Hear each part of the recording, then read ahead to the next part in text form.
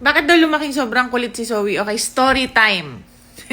Itong picture na to, pasimuno yan ng pogs doon sa amin. Pogs yan. Yung mga laro. Hindi pa siya marunong magsalita. Naglalaro na yan sa kalsada. At ang mga pinsan niya, puro lalaki. Nung 2 years old dyan, lagi niyang pinipilit 3 na daw siya. Tapos pag nakikipaglaro siya, after ng mga ilang minutes, ganyan na yung itsura nagiging kalaro niya. Pero nung pinanganak ni Ma'am si Odile si Zoe, alam ko na. Mula nung nag 2 years old dyan, kahit hindi pa matatas magsalita yan, alam ko na magiging kachismisan ko yan habang buhay, magiging bestie ko siya.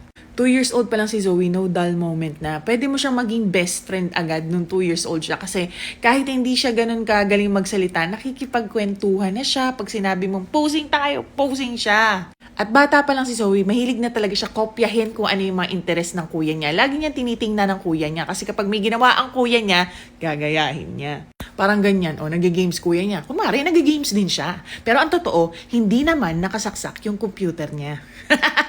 Ayan nga pala guys si Zoe, napaka-cute. Yan ay mga 1 week old pa lang siya. Oo, lumabas yan sa kifi ni Ma'am Shi. Laki, no?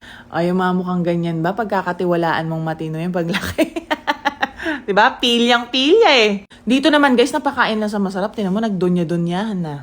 Sa picture na to, inaasar naman namin siya. Naiiwanan na namin siya. Parang dyan na siya magbenta-benta sa kalsada. Ang loka, imbis umiyak, tuwan-tuwa pa. Kaya nga sinasabi ko sa inyo, bata pa lang yun si Zoe. Alam kong magiging masaya na.